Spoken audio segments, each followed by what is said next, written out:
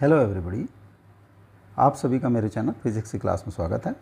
आज हम gravitation chapter से AIPMT 2010 के क्वेश्चन सॉल्व करेंगे। वीडियो में सबसे पहले क्वेश्चन है, उसके बाद उनके solutions. Question number 1, A particle of mass m is situated at the centre of A spherical shell of same mass and radius a.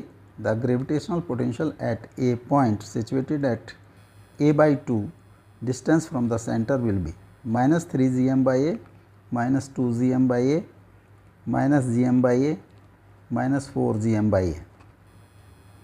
Question number 2, the additional kinetic energy to be provided to a satellite of mass m revolving around a planet of mass m to transfer it from a circular orbit of radius r1 to another radius r2 is greater than r1 is gmm upon gmm 1 upon r1 square minus 1 upon r2 square, gmm 1 upon r1 minus r2, 2 gmm 1 upon r1 minus 1 upon r2, half gmm 1 upon r1 minus 1 upon r2.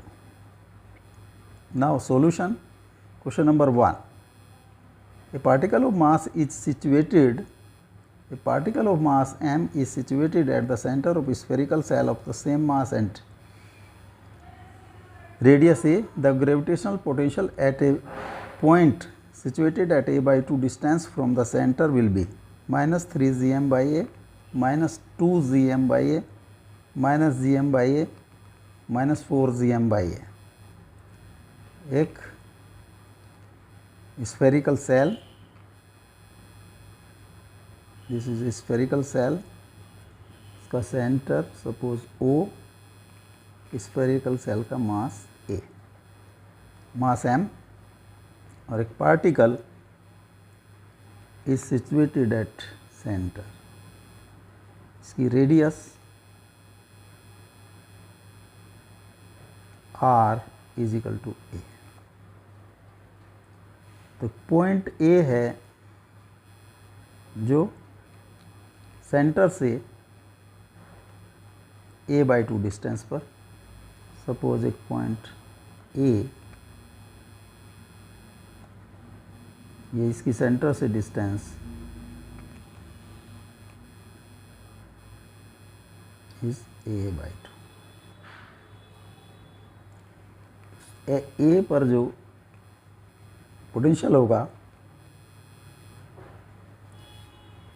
Potential at A,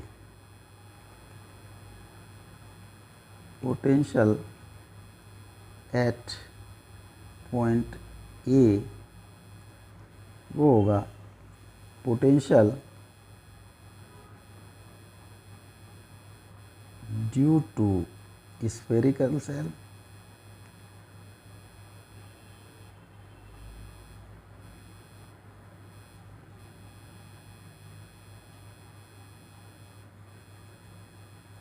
plus potential due to mass m at center. Potential due to spherical shell, जो spherical shell के कारण जो पोटेंशियल होता है वो throughout, जो internal space है इसमें थ्रू आउट सेम होता है, और उसकी वैल्यू होती है minus gm by radius. Suppose अगर हम इसको कैपिटल से डिनोट कर लें, रेडियस r, और a/2 को स्मॉल से डिनोट कर लें, plus potential due to mass m के कारण जो स्मॉल r डिस्टेंस पर होगी वो होगी minus gmm by r. Values put कर दें हम, minus gmm capital R is a plus minus gm small r is a/2. तो minus gmm m/a minus 2 gm/a this is minus 3gm by a. minus 3gm by a potential होगा. A is correct option. Question number 2. The additional kinetic energy to be provided to a satellite of mass m revolving around a planet of mass m to transfer it from a circular orbit of radius r1 to another radius r2, r2 is greater than r1, is gmm 1 upon r1 square minus 1 upon r2 square, gmm 1 upon r1 minus 1 upon r2, 2gm m 1 upon r1 minus 1 upon r2, half gmm 1 upon r1 minus 1 upon r2. Suppose एक satellite revolve कर रहा है, एक planet, ये planet है suppose, इसके चारों तरफ एक सैटेलाइट आर रेडियस में मूव कर रहा है. इसका सैटेलाइट का मास m और प्लेनेट का मास कैपिटल M. तो potential, this is R. Potential energy of this satellite will be minus gmm by r, and kinetic energy will be half mv square, और जो सेंट्रीपिटल फोर्स इस पे act कर रही है mv square r, that will be the provided by the attractive force, gravitational attraction. r से r cross हो गया तो mv square is equal to gmm by r, और हाफ कर दें इसका, g square is equal to half gmm by r. This is kinetic energy के, यानी के की वैल्यू हो जाती है gmm बाई 2r. अगर दोनों को ऐड कर दें तो total energy E is equal to P E plus K E, that comes minus half gmm by r.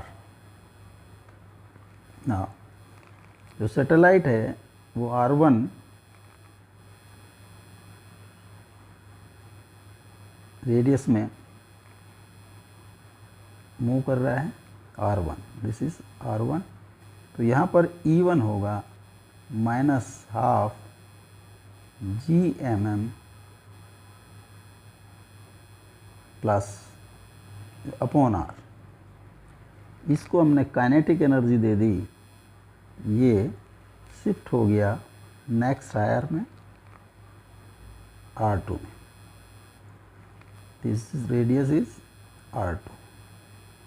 यहाँ पर जो एनर्जी होगी इसकी E2 is minus half gmm by r2, this is r1. तो E1 को एनर्जी दी हमने, E1 plus के का जो काइनेटिक एनर्जी प्रोवाइड की इज इक्वल टू E2. तो के ई provided is E2 minus E1. तो E2 is minus half gmm by r2 minus E1 है minus half gmm by r1. This comes half gmm by r1 minus half gmm by r2, और half gmm 1 upon r1 minus 1 upon r2. तो kinetic energy provided है, that is half gmm upon 1 upon r1 minus 1 upon r2. This D is correct option.